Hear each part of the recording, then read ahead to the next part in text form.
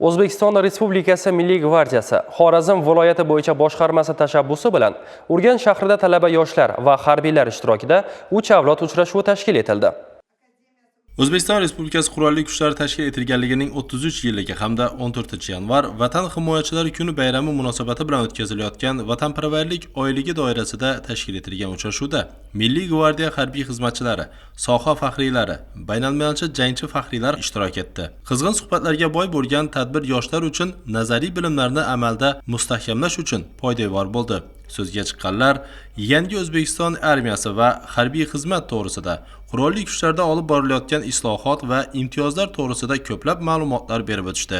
Mazkur vatanparvarlik oyligi doirasida Milliy gvardiya Xorazm viloyati bo'yicha boshqarmasi harbiy xizmatchilari va xodimlari tomonidan joylarda turli xil ma'naviy, ma'rifiy hamda 3 avlod uchrashuvlari va bayramga bag'ishlab oylik doirasida sport tadbirlari o'tkazib kelinmoqda. Bu kabi tadbirlardan ko'zlangan maqsad mana shu milliy armiyamizning shakllanish tarixi, milliy armiyamizda yaratilgan shart-sharoitlar hamda harbiy xizmat nufuzini oshirish, harbiy qismlarda harbiy xizmatchilarga, askarlarga yaratilgan shart-sharoitlar to'g'risida ma'lumotlar berish, qolaversa keksa nuroniylarimiz mana shu yoshlarimizga bugungi kunda yot g'oyalar ta'siriga berilmasdan mana shu tinchlikni ta'minlash uchun har bir fuqaro mas'ul ekanliklari to'g'risida ko'plab ma'lumotlar berilmoqda.